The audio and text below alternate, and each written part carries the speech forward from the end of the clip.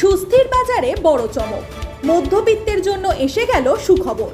ডাল, দুধ, ঘি, বেসন সবকিছুর দাম কমতে চলেছে।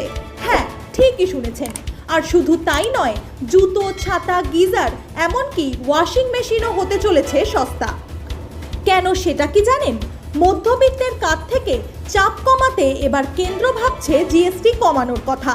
বর্তমানে 4টি জিএসটি হার আছে: 5%, 12%, 18% আর 28%। এবার 12%-এর ধাপটাই হয়তো তুলে দিতে পারে কেন্দ্র। মানে যেসব নিত্য প্রয়োজনীয় জিনিসে আগে 12% কর লাগতো, এবার তা নামিয়ে আনা হতে পারে 5%। কিন্তু সাবধান, সব খবর ভালো না। সিগারেট, সফট ড্রিঙ্ক আর লাক্সারি গাড়ির উপর এবার বাড়তে পারে কর।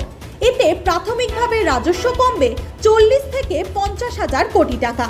কিন্তু কেনাকাটা বাড়লে সেই ঘাটতি পুষিয়ে যাবে বলেই আশা করছে সরকার। জুলাইতেই বসছে জিএসটি কাউন্সিলের বৈঠক।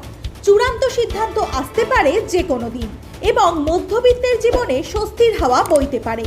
বাজারে পরিবর্তন আসতে চলেছে। আপনিও কি এই পরিবর্তনের জন্য অপেক্ষায়?